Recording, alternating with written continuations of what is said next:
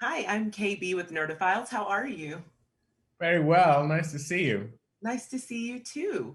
So I'll just dive right in. Commander is brilliant, smart, and a dedicated leader who has the emotional intelligence to admit when he's wrong, but also is very open and receptive to the needs of his crew. So, talk a little bit about what you, as David, learned you can carry over into your life.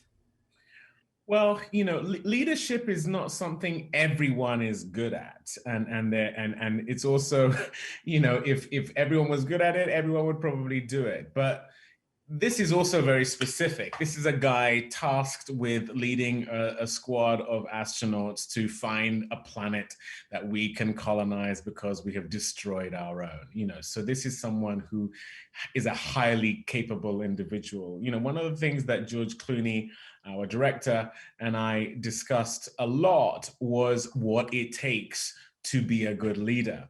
And to a certain degree, it's keeping your emotions in check. It's knowing when to defer to the people you have delegated to. It's knowing when to be truthful, which I would say is always. And it's also about letting your humanity shine through when it's necessitous. These are all qualities that I'm thankfully able to exhibit with my commander Adewole in this film. And that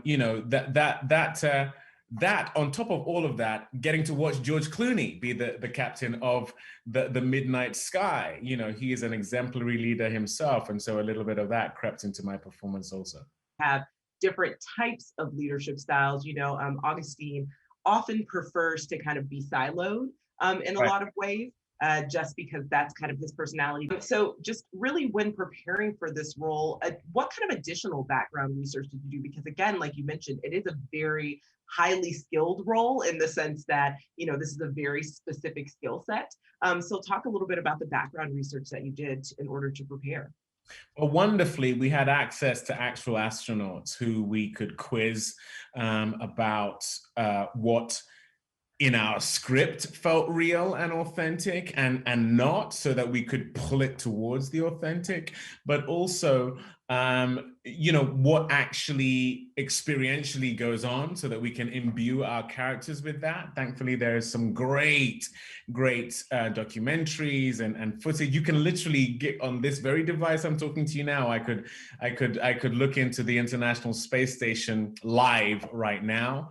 And so there are so many resources now to look at space travel and what it actually is. But ultimately, the real source material for me was the script. The script was so well rendered. It's a film set 30 years in the future, so there's an element of guesswork in terms of that. And so between what is real and accessible and what might be in the future, we sort of try to find the middle ground. Yes, of course. And then I wanted to know, did you happen to read the book at all? I actually stayed away from the book this time because I've read the book in the past and then been really confused when you deviate from it, which is often the case with a film. I actually did that most dramatically with The Last King of Scotland. That was based on a book, and then I became very obsessed with having what was in the book be in the film, and it wasn't actually helpful. And George was very clear that we were going to be doing something a little bit different.